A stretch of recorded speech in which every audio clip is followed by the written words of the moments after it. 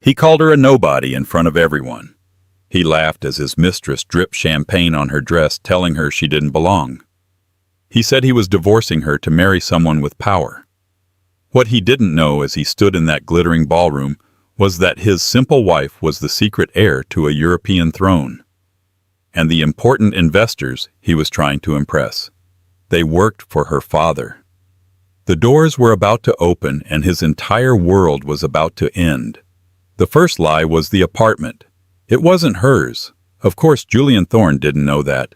He just thought it was a charming, if tragically small, pre-war apartment on the Upper East Side.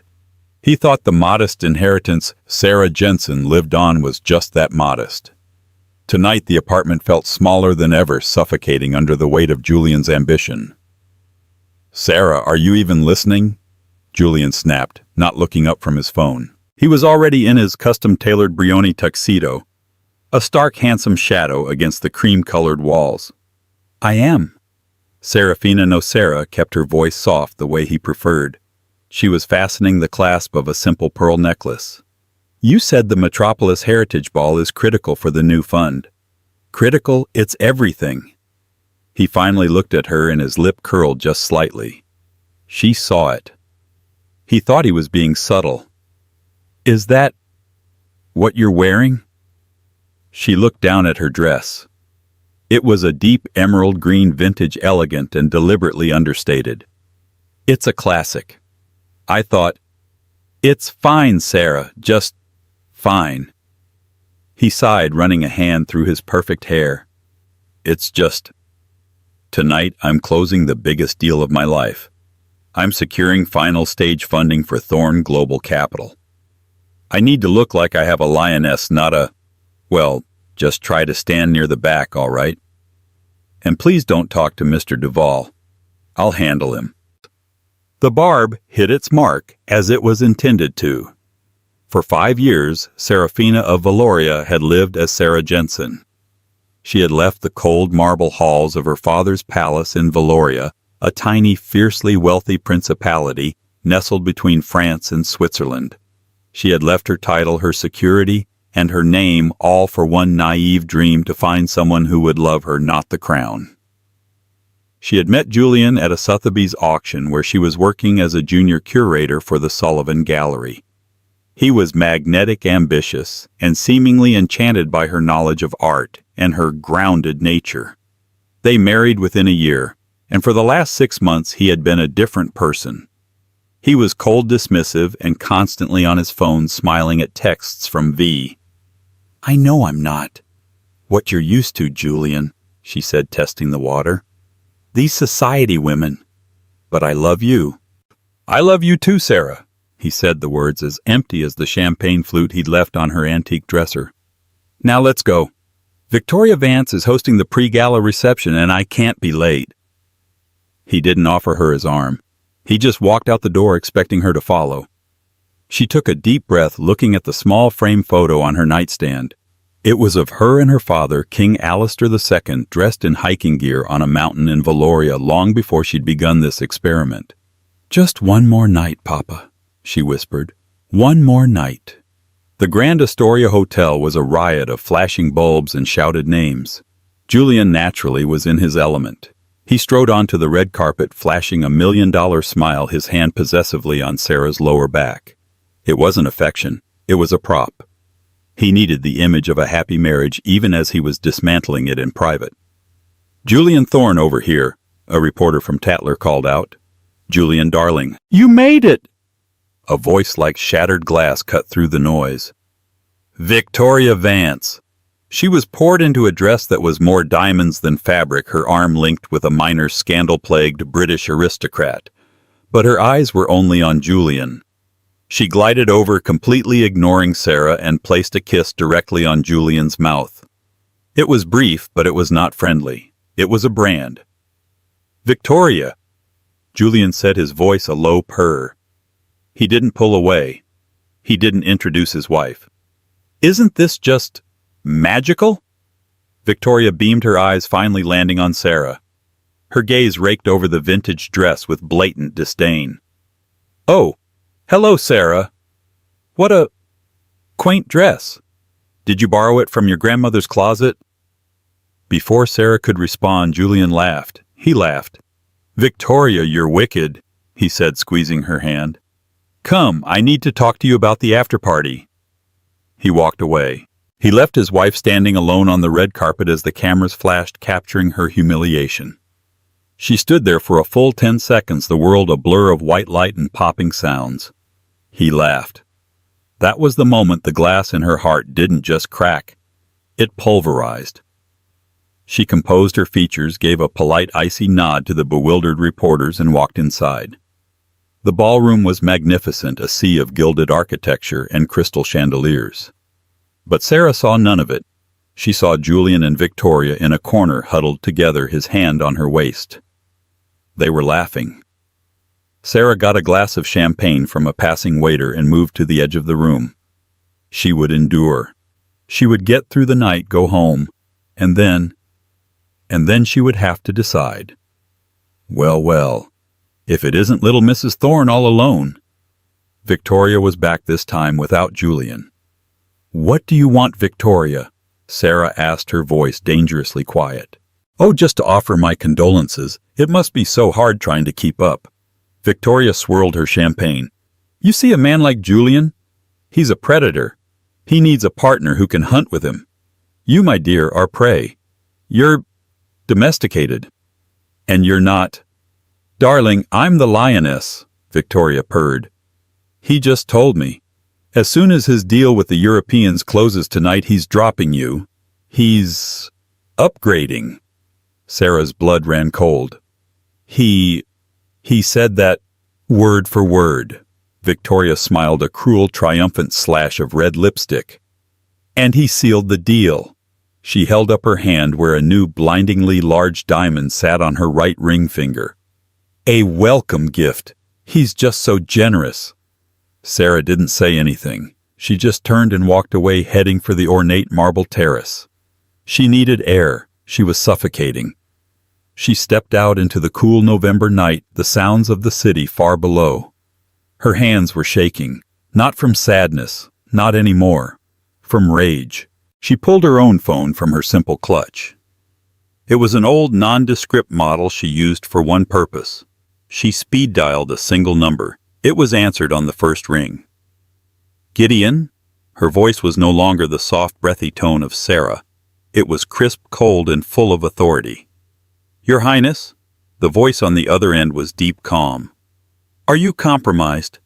I am disappointed. She said the code word for a situation that had become intolerable. My Odysseus protocol is broken. The experiment is over. There was a pause. Understood. Shall I retrieve you? She looked back through the glass doors. She could see Julian now standing with a group of men, including the one he'd pointed out as Mr. Duval. He was holding court, the king of his own tiny, fraudulent world. No, Seraphina said, a new hard resolve in her voice. I am not retreating. I am advancing. Gideon, execute protocol Nemesis. A beat of stunned silence. Your Highness, that protocol requires... I am aware of what it requires. I am aware of the consequences. Do it. And Gideon, Majesty, bring the car, the official one. And I think it's time you made the other call. Yes, to my father. When she walked back into the ballroom, the change was so subtle that no one, least of all Julian, would have noticed. But it was there. Her back was straighter. Her chin was higher. The Sarah Jensen, who had been trying to blend in, was gone. The woman who re-entered the room was a princess of Valoria, and she was done playing. She moved through the crowd, a ghost in an emerald dress. People parted, sensing a shift in the atmosphere around her. She didn't stop until she was standing directly in front of Julian and his circle of potential investors. And so, with this final infusion from Mr. Duval's group, Julian was saying, his voice booming with false confidence, Thorne Global Capital is poised to dominate the European tech market. Julian. Her voice cut through his speech like a diamond on glass. He turned, his smile freezing. Sarah, I told you to wait. Mr. Duval, gentlemen, my apologies. Your wife is here to ask you a question, Julian. Her voice was not loud, but it was so clear and cold that the entire group fell silent. The music seemed to dip. What are you doing? He hissed, grabbing her arm. She pulled her arm away smoothly. I was admiring Victoria's new ring. She looked directly at Mr. Duval, a distinguished man in his late 50s. She told me Julian gave it to her. As an upgrade. Julian's face went white, then blotchy with red. Sarah, you're making a scene. Am I? Serafina asked, her voice laced with ice. You were the one who told me that diamond necklace you bought last week was an investment. I just didn't realize the investment was her. She pointed. Across the room, Victoria was preening, showing off a spectacular diamond necklace to a group of socialites. The same necklace Julian had sworn was for a client. The investors, including Mr. Duval, were now watching intently. This was no longer a party, it was a spectacle. Julian, cornered and panicking, did what all cowards do. He attacked. A scene! He roared, his voice suddenly loud and cruel. You want a scene? Fine. You're right, I'm done. I'm done with you. He jabbed a finger at her. Look at you. You're nothing. You're a leech. You're a small, simple-minded girl from a no-name family who got lucky. You're a dead weight, Sarah. A collective gasp went through the onlookers. I am destined for more, he shouted, his eyes wild. I am building an empire. I need a partner, not a parakeet, Victoria, he jest. She's a lioness. She understands power. You just understand how to spend my money on ugly old dresses. Serafina didn't flinch. She just stood there, letting him empty his arsenal. So yes, he spat, moving in close, his voice a venomous whisper. It's over. As soon as my deal is signed, I'm filing for divorce. I'm upgrading, and there is not a single thing you can do about it. He smiled a terrible, triumphant grin, believing he had won. He turned back to the investors. Gentlemen, my apologies for that domestic interruption. Now, Mr. Duval, about the term sheet. Mr. Duval did not look at Julian. His gaze was fixed over Julian's shoulder at the main ballroom doors. His expression was not one of disgust or even interest. It was fear. Mr. Thorne, Duval said, his voice a dry rasp. I don't think I am the man you should be speaking to. Julian frowned. What are you talking about? I mean, a new voice said, that you should probably be talking to me. Julian turned. Sarah did not. She just smiled. Gideon was standing there. He was no longer in the simple black suit of a driver. He was in the formal dark blue uniform of the Valorian Royal Guard, his chest adorned with a single silver medal. He was flanked by two other men built like mountains with earpieces and impassive faces. They were not hotel security. They were military. Gideon, Sarah said, her voice warm for the first time all night. You're late. My apologies, Your Highness, Gideon said, bowing his head deeply. The traffic was uncooperative. Julian's mouth opened and closed. Your Highness Sarah, what is this? Did you hire actors? This is insane. Gideon ignored him, stepping aside to reveal the now open ballroom doors. Mr. Thorne, Gideon said, his voice booming with baritone authority. May I present His Majesty King Alistair II of the Royal House of Valoria. The entire ballroom went silent. The music, the chatter, the clinking of glasses, it all died, sucked into a vacuum of pure, unadulterated shock. Through the doors walked a man who did not just command a room. He owned the very air within it. King Alistair II was tall, with a mane of distinguished silver hair and a bearing that spoke of centuries of command. He was not in a tuxedo. He was in a bespoke suit of such dark, expensive material that it seemed to drink the light, his lapel adorned with the unmistakable jeweled insignia of the Order of the Valorian Griffin. He was flanked by 4 more guards, their suits bulging with equipment, their eyes scanning the room with terrifying efficiency. Behind him was a small entourage of men and women in severe business attire who fanned out and immediately began speaking quietly to the hotel's general manager and the head of security. The ambassador from France, who had been laughing by the bar, choked on his champagne and performed a half bow. A British duchess, known for her snobbery, actually curtsied. This was not business royalty. This was actual royalty. King Alistair's eyes scanned the room, bypassing the fawning socialites and stunned billionaires until they found his daughter. He walked forward. The sound of his leather-soled shoes on the marble floor was the only sound in the 5,000-square-foot ballroom. He walked past the horrified Victoria Vance. He walked past the frozen, gaping Julian Thorne. He stopped directly in front of Serafina. A flicker of warmth entered his stern blue eyes.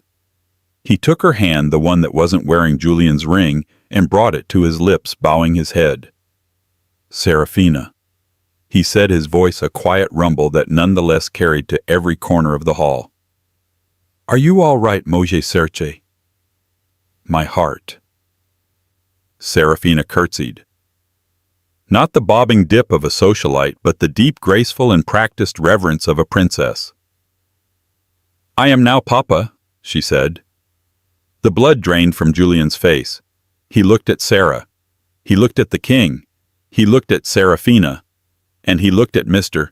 Duval, the man he'd been begging for money. Mr. Duval, the stern investor, had moved to the king's side and was now bowing. "Your Majesty," Duval said, "a pleasure as always." "Mr. Duval," the king said, his voice now flat and cold as a glacier. "My head of North American operations for Valorian Holdings. I trust the trip from our Zurich headquarters was pleasant." "It was Your Majesty," Duval said. Julian made a small choking sound. Valorian Holdings, the mysterious European conglomerate he had been chasing for a year, the whale that was going to make his company. He looked at Serafina, his simple wife, the wife who worked in an art gallery, the wife who spoke 5 languages, the wife who had a knack for finance he had always dismissed as cute. "You," he whispered, pointing a shaking finger at her. You were Valorian Holdings." Serafina finally turned to look at him, and it was the look of a queen staring at an insect. "No, Julian," she said, her voice clear and caring. "I am not Valorian Holdings. Valorian Holdings is the private equity firm that manages my family's money. The money you have been desperately trying to get your hands on. The investors you've been lying to, they are my father's employees." The king stepped forward a single menacing step. He was a foot taller than Julian and radiated an aura of absolute power. "Mr. Thorne," King Alistair said, his voice dangerously level, "you were seeking a capital infusion. You were wooing my chief financial officer," he gestured to Duval, "and you were divorcing my daughter in public." The revelation hit Julian not like a wave, but like a physical blow from a cannon. The woman he had, the power he wanted, the money he needed. It was all her. It was always her. The woman he had just publicly, cruelly, and irrevocably discarded. Her royal father entered the ballroom, and the cheating husband fell to his knees. It wasn't a metaphor. His legs, which had been shaking, gave out completely. He stumbled, catching himself on a chair before sliding to the marble floor, his $5,000 tuxedo pooling around him. Your Majesty," he babbled, his hands outstretched. "Princess Serafina, I didn't know. It was a mistake, a joke. It was a joke. A joke." Serafina repeated the words, tasting like ash. "You called me a dead weight. You called me nothing." "No. I love you," he cried, crawling on the floor. "I've always loved you. Please, Serafina, tell them. Tell them it was all a misunderstanding. Serafina looked down at the pathetic, broken man groveling at her feet. The man she had loved. The man who had been her husband. "Gideon," she said, her voice sharp. "Your Highness." "Victoria Vance." Serafina pointed to the socialite who was trying to melt into the wall. "She's wearing a new ring and a necklace. The necklace in particular." Gideon's eyes narrowed. He recognized it. "I believe," Serafina continued, her voice projecting for the entire room, "that you will find the necklace is a custom piece from the Maison de Valoria Royal Jewelers. Specifically the Star of Eldoria set." She looked at Victoria, who had turned a shade of white that matched the tablecloths. "Its serial number is V1138, and it was reported stolen from our family vault in Zurich last week." Victoria let out a small shriek. He gave it to me, I didn't know. He said it was a gift." "Oh, I'm sure he did," Serafina said. "Julian has a habit of giving away things that don't belong to him." She turned her gaze back to her husband. "Didn't you, Julian?" Julian was now hyperventilating. "Stolen. No, I bought it from a private dealer, a very reputable dealer." "A dealer!" The king interjected, his voice booming with wrath. "Who has been under surveillance by Interpol for trafficking in stolen artifacts. My artifacts." "You thief!" "Gideon," Serafina said. "Please inform the NYPD, who I believe are waiting downstairs, and our friends at Interpol. We have found their thief and his accomplice." "Accomplice!" Victoria screamed as two of the Valorian guards moved to block her exit. "He told me he loved me. He told me he was leaving her for me." "And what a prize you've won," Serafina said dryly. Julian scrambled to his feet, his eyes wild with terror. "You can't do this. I have a company, I have assets. I'll sue." This time Mr. Duval laughed. It was a short, sharp, brutal sound. "Sue Mr. Thorne. With what?" Duval stepped forward, pulling a tablet from his briefcase. "Thorne Global Capital. An impressive name for a company that is in essence a house of cards." He tapped the screen. "You've been over-leveraged for 18 months, Mr. Thorne. You've been funding your lavish lifestyle, the cars, the watches, the gifts for your mistress by taking on more and more debt." I have investors," Julian stammered. "No, you don't," Duval said. "You have one investor. One sole debt holder who has been quietly buying up all your debt, propping you up, waiting for this very moment." Julian's eyes widened in dawning horror. "Who?" Duval smiled. "A small anonymous holding company registered in the Caymans, which is in turn a wholly owned subsidiary of Valorian Holdings S.A. He turned the tablet to face Julian. "We own you, Mr. Thorne.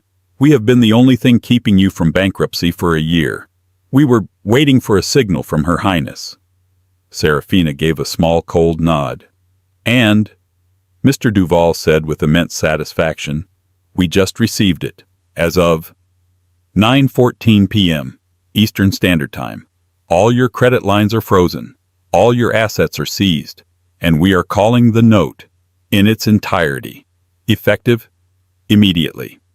He tapped the screen one last time. "You are not just a social pariah, Mr. Thorne. You are bankrupt. You nothing." Julian looked at the tablet. He looked at the king. He looked at Serafina. He opened his mouth, but no sound came out. His entire life, his company, his reputation, his future had been erased with a single tap on a screen. He fell back to his knees, a hollow, broken shell of a man. The ballroom, which had been a cathedral of silence, erupted into a frantic buzz of whispers. Victoria Vance was being spoken to by two uniformed NYPD officers who had been discreetly let in. Julian Thorne was just kneeling. His head hung in abject defeat. King Alistair put a protective arm around his daughter's shoulder. "Gideon, bring my daughter her coat." "Yes, Your Majesty." Gideon returned not with the simple cloth coat Sarah had arrived in, but with a magnificent full-length cape of dark Valorian velvet embroidered with the royal crest. He draped it over her shoulders.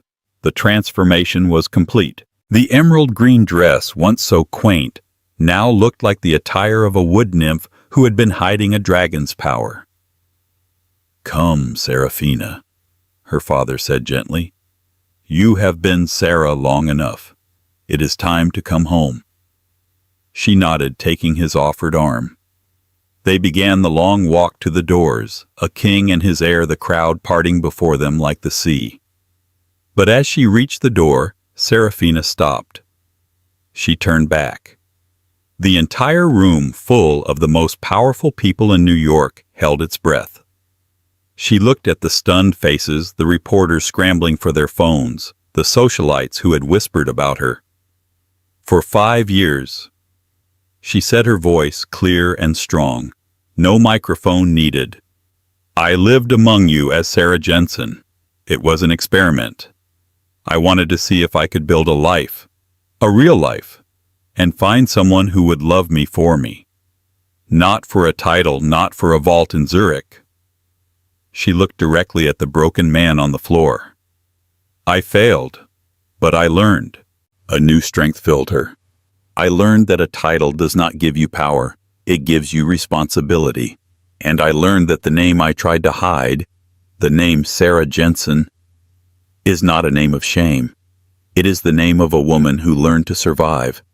She turned to her father. "Papa, the Allister Foundation was this evening's primary sponsor, was it not?" The king nodded. "It was. Our donation," she announced to the room, "will be doubled." A stunned, then enthusiastic round of applause started.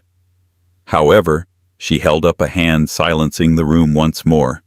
"It will be administered through a new special fund which I will personally oversee." She smiled a true bright smile. "We will call it the Sarah Jensen Fund, and it will be dedicated to providing legal and financial support for women who are trying to rebuild their lives after being deceived by men of unscrupulous character." It was a final, perfect, devastating blow. She had not only destroyed her enemy, she had built her legacy on his ashes. Without another word, Princess Seraphina of Valoria, flanked by her father, the king, swept out of the ballroom, leaving chaos and a beautiful, hard-earned lesson in karma in her wake. The double doors of the Grand Astoria ballroom hissed shut behind them, cutting off the explosion of noise as if a vacuum seal had been engaged. The pandemonium, the shouts of "Your Majesty," the frantic clicking of 100 phone cameras, the first wail of Victoria Vance as an NYPD officer touched her elbow was instantly muffled, replaced by the hushed, sterile quiet of the marble corridor. Seraphina felt like she was floating.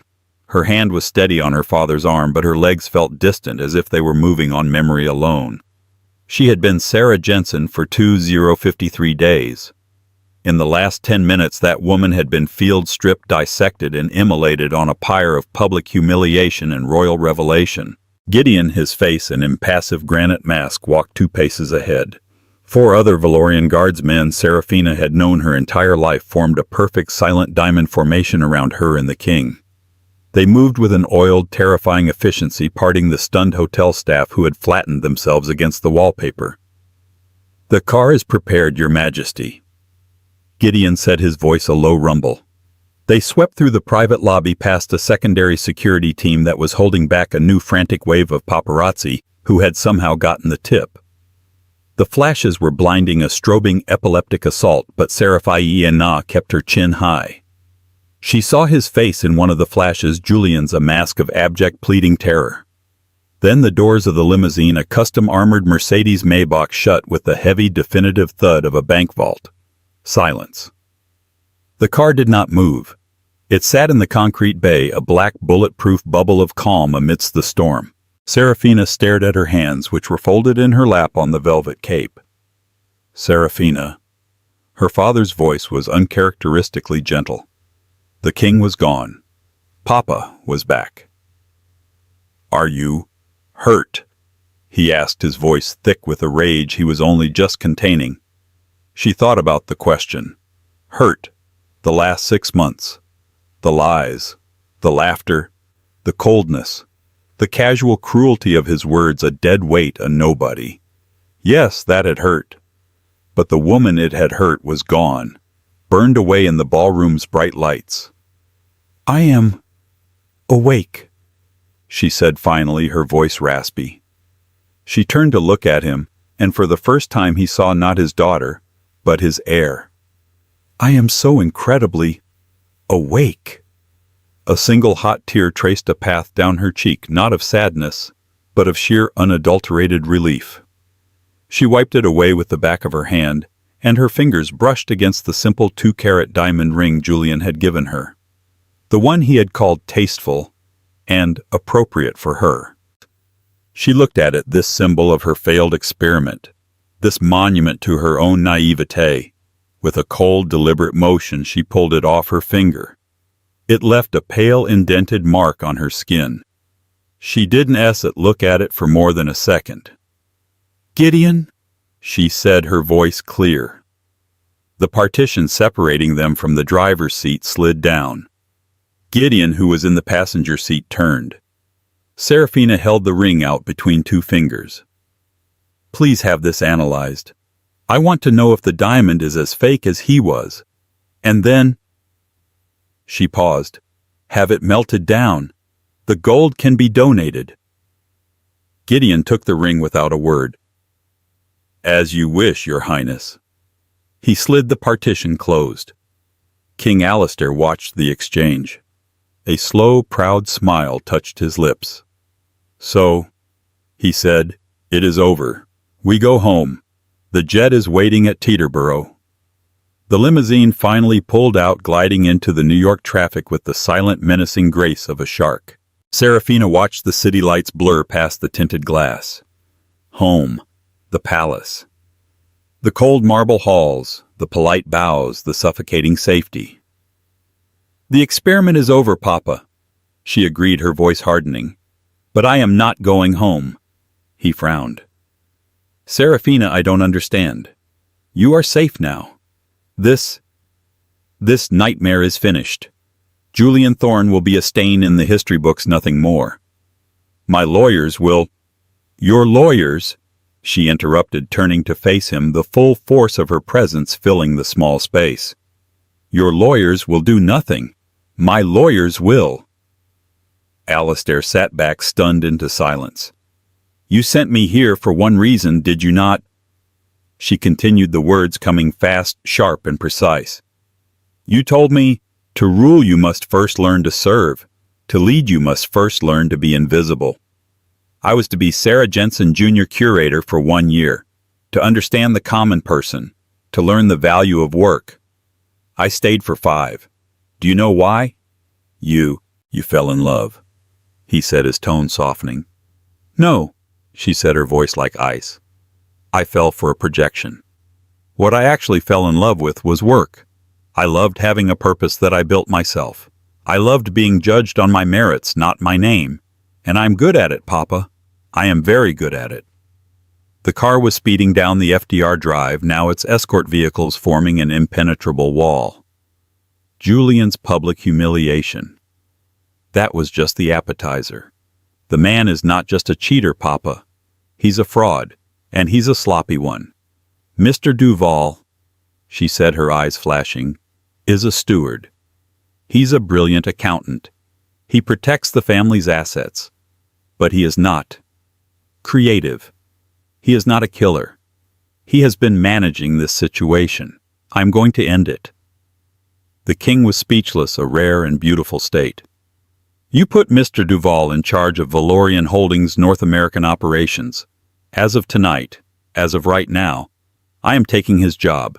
The car pulled to a stop on a private Teterboro tarmac, its nose pointed at the sleek white silhouette of the Royal Valorian, Griffin 1. "Serafina," her father said, his voice now one of command. "That is a $50 billion portfolio. It is not a toy for you to use for revenge." She did not flinch. "He called me a dead weight. He called me a parakeet. He said I was nothing. He built his entire company, Thorne Global Capital, on the lie that he could secure funding from us. He used me, his simple wife, to try and get proximity to Duval. He used my name, my trust, and my love to build a house of cards. Revenge. This isn't revenge, Papa. This is a hostile takeover. It's business. Gideon opened the door. The cold night air hit her. She stood on the tarmac, the wind whipping her velvet cape. She looked at her father, who had followed her out. "I am not getting on that plane to go home," she said. "I am getting on that plane to use it as my new office. We are not flying to Valoria. We are flying to a secure holding pattern over the Atlantic while my new team assembles." Gideon. "Your Highness." "Secure the Valorian Royal Suite at the St. Regis. I want Mr. Duval, the entire legal team from Cravath, Swain, and more, and a full forensic accounting squad from Deloitte. I want them there in 3 hours. We will land at dawn." Her father stared at her, the wind ruffling his silver hair. He saw no fear in her eyes, no sadness, only a terrifying, focused, and righteous blaze. He had sent his daughter to learn to be a commoner. She had returned a queen. He nodded a single sharp motion. "Gideon, you heard the princess. Make it happen." He turned back to Serafina. "But I am staying with you, as an observer." "Of course, Papa," she said, a small dangerous smile on her lips as she ascended the stairs to the jet. "I'll need someone to fetch the coffee." The first shell hit at 500 a.m. just as the sun was painting the sky in shades of bruised purple and gray. It was not a legal filing. It was not a phone call. It was page 6.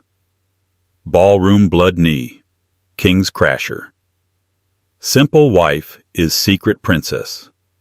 In a scene that insiders are calling the most dramatic public takedown in New York society history, tech bro Julian Thorne, founder of the embattled Thorne Global Capital, was royally, and we mean royally, dethroned.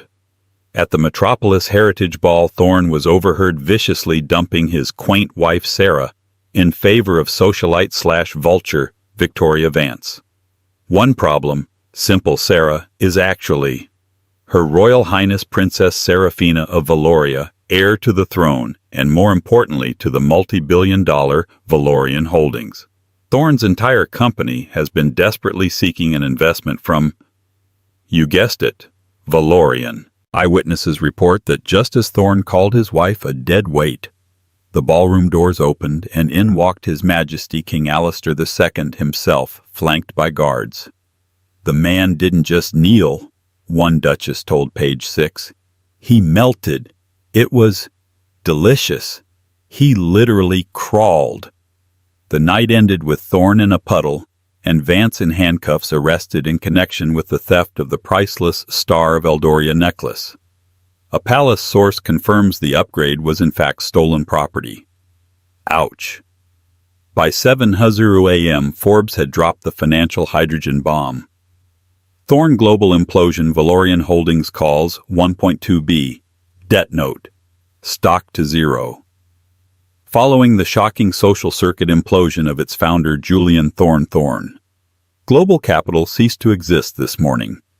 Valorian Holdings S.A., which had been quietly buying up Thorne's substantial debt for the past 18 months, confirmed it has called the entire note effective immediately. A spokesperson for Valorian, which manages the private wealth of the Valorian royal family, stated, "Due to a catastrophic failure of leadership and credible allegations of criminal fraud, we have moved to protect our interests. All assets of Thorne Global Capital and Mr. Thorne personally have been frozen or seized." The market, which already had doubts, reacted instantly. The stock is worthless. Julian Thorne, who was worth an estimated $800 on paper last night, is as of 7:00 a.m. in debt. By 9:00 a.m., the royal suite at the St. Regis was a war room. The opulent Louis XVI-style furniture had been pushed to the walls. In its place were trestle tables, laptops, and massive wall-mounted screens displaying spreadsheets, market data, and legal documents. Serafina stood at the head of the table. She was not in a ball gown. She wore a severe black custom-tailored suit, her hair pulled back into a tight, unforgiving knot. The only jewelry she wore was a simple Valorian signet ring. Mr. Duval, looking like he hadn't slept in a year, was pointing a laser at a screen. "And it's worse than we thought, Your Highness. He wasn't just over-leveraged. He was running a full-blown Ponzi scheme. He was using projected revenue from our potential investment, the one he never had, to secure other loans, which he then used to pay off other investors. And as we can see, fund his extracurriculars." A screen flashed showing receipts. $250,000 for Victoria Vance's rent. $1.2 million for a Patek Philippe watch. $80,000 at Le Bernardin in 3 months. He was robbing Peter to pay Paul and using the money to buy Paul a new Ferrari.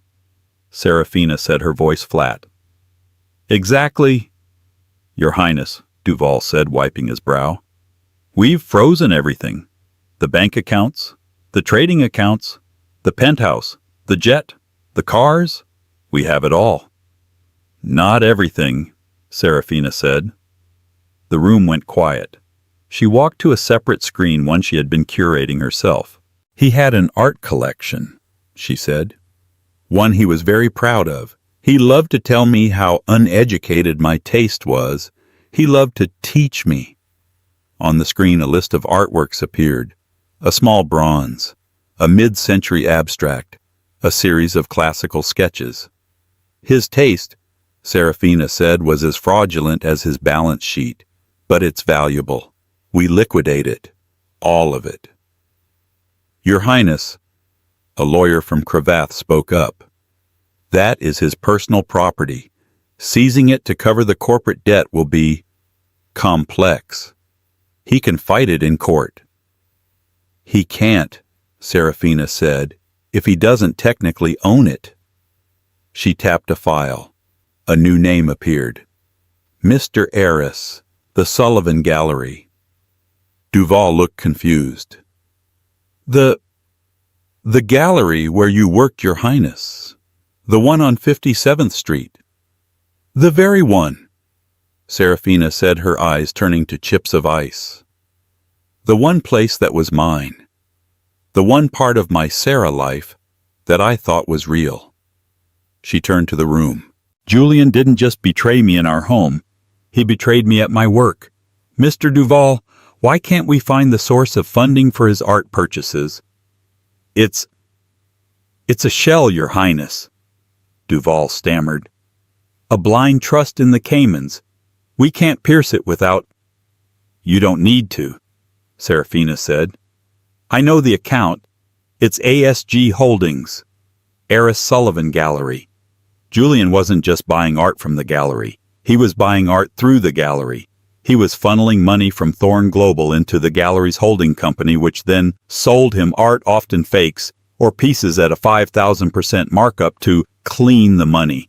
He made my boss, Mr. Arris, his personal launderer." King Alistair, who had been silent in the corner, let out a low, dangerous growl. "Your Highness," the lawyer said, his eyes wide. That is a massive criminal allegation. That's RICO. That's wire fraud. That's everything." "It's leverage," Serafina corrected him. "And I'm going to use it. Get a team ready. We're going to pay a visit to my old boss." The Sullivan Gallery was exactly as she'd left it, quiet, sterile, and smelling faintly of lemon oil and old money. Mr. Arris, a small bird-like man in a bow tie, was fluttering anxiously by his desk. When Serafina walked in, flanked not by royal guards, but by 2 terrifyingly expensive lawyers from Cravath, he nearly fainted. "Sarah," he chirped before his brain caught up. I mean, Your Highness, goodness. The news, I am simply, a princess. Here, all this time." "Cut the act, Arris," Serafina said, her voice echoing in the small, silent space. She walked past him, her heels clicking on the polished hardwood, and stopped in front of a small bronze sculpture of a dancer. "The Koutalides bronze," she said. A rather good fake, isn't it? Eris's blood ran out of his face. I don't know what you mean. It's been authenticated. It's a replica of the piece in the National Archaeological Museum in Athens, Serafina said, not even looking at him. A lost original you claimed. You sold it to Julian Thorne 3 months ago for $2.5 million. It was a private sale completely above board, Eris squeaked. Was it? Serafina turned. And the $2.5 million, did it come from Julian's account? Or did it perhaps come from Thorne Global, get funneled into the ASG Holdings account you use for acquisitions, and then you sold him the statue, keeping 20% for your troubles? Eris opened his mouth, but no sound came out. I told you it was a fake, Eris, Serafina said, her voice dropping to a whisper. The day it arrived. I told you the patina was wrong and the casting marks were consistent with a 20th century mold. I told you. And you told me I was a diligent assistant and to log it anyway. He made me. Eris finally burst, tears welling.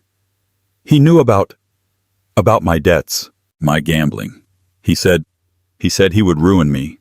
He said this was just creative financing, a tax write-off. He made you a money launderer, Eris, the lawyer said, stepping forward.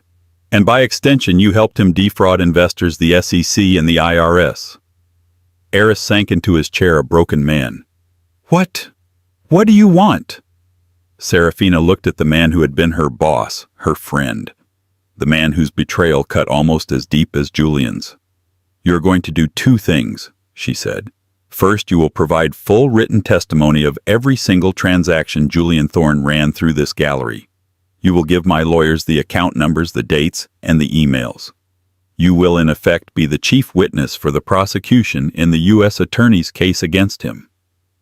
And second, Eris whispered, terrified. Second, Serafina said, you will resign, effective immediately. You will sell this gallery.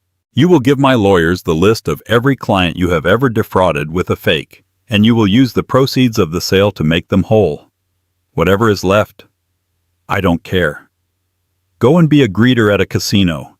You will never work in the art world again. It was a fate worse than prison for a man like Eris. It was a reputational execution. He nodded, tears streaming down his face. Good, Serafina said. She walked to the door, then paused. And Eris, you will hand over the Koutalidis bronze and the rest of Mr. Thorne's collection. It's all evidence now. 1 month later, Serafina stood in a private skybox at Sotheby's. She was on the phone with Mr. Duval. Yes, the Q4 projections for the Zurich office look soft, but no, I am not coming home. I will handle it from New York. Yes, I am aware. Thank you, Mr. Duval. She hung up, exasperated, just as her father entered the box with 2 glasses of champagne. You are terrorizing him, you know, Alistair said, handing her a glass. I am motivating him, she said, taking a sip. There's a difference. Below them, the auction floor was electric. It wasn't just an estate sale. It was the social event of the season. The press was packed in the back. Every socialite, collector, and ghoul in New York was present. The event, the Thorne Collection, sold by order of Valorian Holdings and the U.S. Marshals Service. And now Lot 45, the auctioneer announced, a collection of 12 bespoke Brioni suits. Who will open the bidding for me at $1,000? They are liquidating his life, Alistair mused.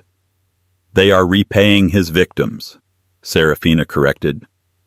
Every penny from this auction goes to the employee pension fund and the smaller investors he defrauded. The Sarah Jensen Fund is matching the first $1 million. They watched as his Patek Philippe, the one from the Le Bernardin receipt, sold for half what he paid. His cars, his watches. Piece by piece, his entire identity was being dismantled and sold for parts. Then the climax of the evening. And now, Lot 112, the Star of Eldoria necklace. A gasp went through the room. The piece was brought out on a black velvet cushion. It was magnificent. "This exquisite replica," the auctioneer said, causing a confused murmur, "was commissioned by a Mr. Julian Thorne, who was then arrested for attempting to traffic what he believed to be the real artifact. It is nonetheless a stunning piece of jewelry. We will open the bidding at $5. In the skybox, Alistair turned to his daughter, his eyebrows raised. Serafina smiled. "Julian was so arrogant he thought he'd stolen the real one from our vault. He was conned by the same dealer who was trying to sell it to him. The dealer sold him the high-grade replica Interpol has been tracking for years. The real one," she touched her throat, "never left Zurich.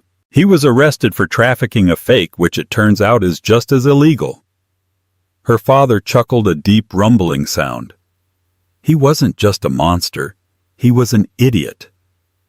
"A fool in every sense," Serafina agreed. "And finally," the auctioneer said, his voice softening, "we have a very special final lot, Lot 113. A single mannequin was wheeled to the center of the stage. On it was a simple, elegant emerald green vintage dress. "The dress of a princess," the auctioneer said, his voice full of reverence. "Worn by Her Royal Highness Princess Serafina on the night she reclaimed her name. All proceeds from this lot will go directly to the Sarah Jensen Fund supporting victims of financial and domestic fraud." Serafina's breath caught. She had donated it, but she hadn't expected this. "We will open the bidding at $10,000. $50,000, a voice called. $100,000. $250,000. Serafina watched her hand over her mouth as the dress, her simple, quaint dress, was bid up higher and higher, a symbol not of her humiliation but of her triumph. "Sold!" the auctioneer cried, banging his gavel. $1.5 million, to the gentleman in the back. A round of thunderous applause filled the room. Serafina looked down at the floor, and for the first time she saw not a pit of vipers, but a city full of possibility. Her father raised his glass to her. "So, Your Highness, what's next?" Serafina turned from the window, leaving the ruins of Julian Thorne's life behind. She picked up her tablet, which was already flashing with new emails from the Zurich office. "What's next, Papa?" she said, a true bright smile playing on her lips. "Now, we work." What did you think of Serafina's incredible transformation? That moment when the king walked in. I just got chills. It just proves that you should never, ever underestimate the quiet person in the room. They might just be royalty in disguise, waiting for their moment. And Julian. He learned the hard way that karma always cashes the check. If you love this story of hard karma and secret identity, you are going to love what I have coming next. So do me a favor and hit that like button. Right now, it really helps the channel. Share this video with someone who needs to see a story where the bully gets what they deserve. And most important of all, if you haven't already, smash that subscribe button and ring the bell so you never miss a single moment of drama and justice. Trust me, you don't want to miss the story I'm dropping next week. Thanks for listening.